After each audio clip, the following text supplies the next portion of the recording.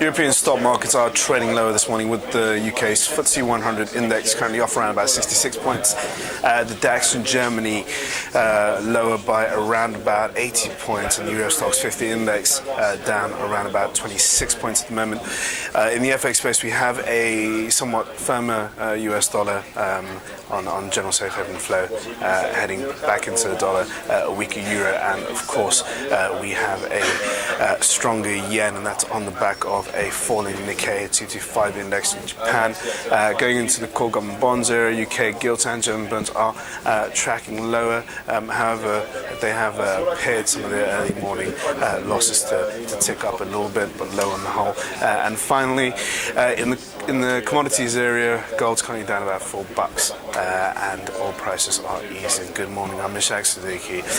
It's Friday, and welcome to your daily market bite. I'm going to give you guys a quick idea of what's going on in financial markets today. So, overnight, Wall Street, big drop for the Nasdaq index, fell about 3.1%, and the S&P 500 also fell around about 2.2%. Now, the rout in the tech sector, which kicked off last Friday and continued on Monday and Tuesday earlier this week, those three consecutive days of losses on concerns about overstretched valuations for a number of large cap tech companies, from Facebook to Amazon to Netflix, Google and Apple, all really haunted the market, and we saw a lot of people liquidate their positions in the global market space, with investors really just getting out on these worries that we are now going to be facing an environment where the Federal Reserve is going to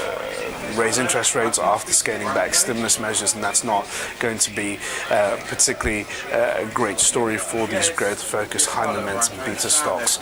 We had a bit of respite for the sector on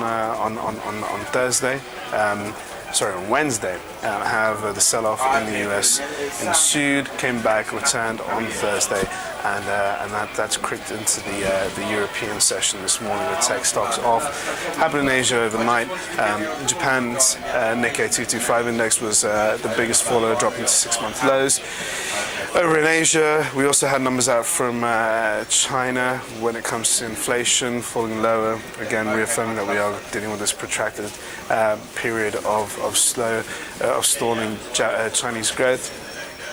On more of the immediate issue in the Eurozone, we have continuing worries about the geopolitical tensions between Ukraine and Russia, and Russia essentially saying to Ukraine they're going to cut off the flow of gas to Europe and Ukraine because Ukraine hasn't paid its bills, and it's the US that's almost another tool or a policy to exert further pressure on Ukraine, and it's what many people say is a sign of Vladimir Putin's dominance in the region, or him being an aggressor in this case.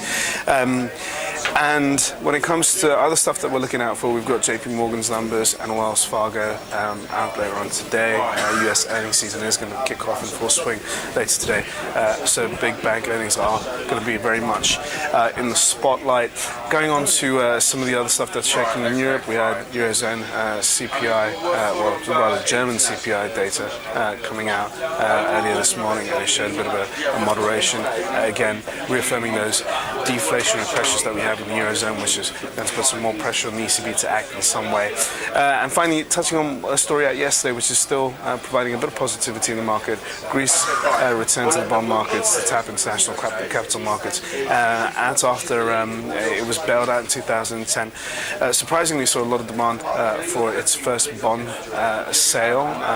In fact, it exceeded targets with an excess in the order book of 20 billion euros. Sold at the top end with the yield at 4.95%, seen as a pretty big success for Greece.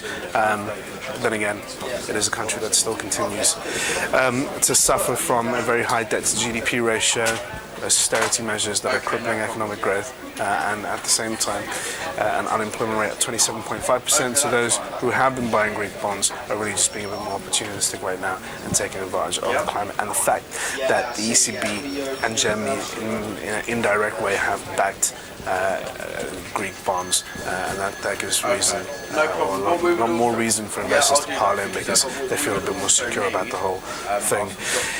Anyway, that is all for your daily market. Right, thank you guys for watching. Have a lovely weekend, and I'll see you guys next week.